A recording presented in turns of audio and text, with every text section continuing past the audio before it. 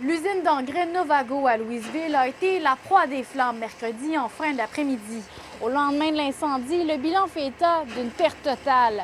Le feu se produit en pleine haute saison de l'entreprise. Une dizaine d'employés sont touchés. Vers 17 h, nos employés ont remarqué de la boucane à la hauteur du plafond. Puis là, rapidement, ça s'est propagé là, à l'ensemble du bâtiment, mais nos employés ont rapidement quitté les lieux, évacués. Donc, heureusement, personne de blessé. À notre arrivée, je tiens à vous dire une chose, que le bâtiment est atteint déjà à 50 On voyait les flammes fumer.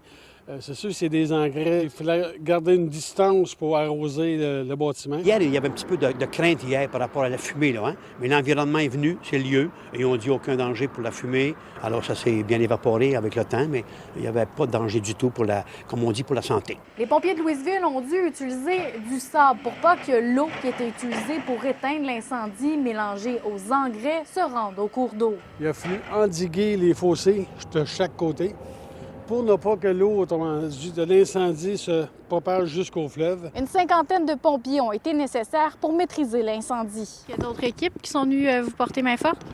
Oui, effectivement, il y a Yamachiche et Masquinongé. Aussi, comme c'était assez gros comme site, c'est qu'on a demandé en garde-caserne Saint-Ursule. Heureusement, nos autres entrepôts, notre centre de grains n'ont pas été touchés. Fait que les pompiers ont travaillé vraiment très, très fort. La dizaine d'employés qui sont touchés par l'incendie pourront être redirigés vers d'autres centres de l'entreprise. Là, aujourd'hui, notre priorité, bien évidemment, c'est de voir avec chacun des employés, voir qu'est-ce qui est possible de faire, est-ce que c'est possible de les relocaliser dans nos autres places d'affaires. On a un centre de fertilisant à Saint-Casimir, à Saint-Barthélemy, à Saint-Jacques. Donc, on va le faire individu, personne par personne. Et puis, bien évidemment, aussi le plan de contingence pour le service à nos membres parce qu'ici, on sert des fertilisants, on est en plein printemps. Ce matin, qu'est-ce qu'on fait comme opération exactement? Ce matin, l'appel, on a fait affaire à l'appel c'est parce qu'il y avait arrivé 2 débuts d'incendie. C'est que les gars ont maîtrisé. Là, présentement, c'est qu'après ça, mon équipe va être là sur place, recherche de cause d'incendie. On va vérifier vraiment ce qui s'est passé. Pour le moment, on ne le sait pas. Je ne peux pas rien dire là-dessus. J'espère qu'ils vont rebâtir.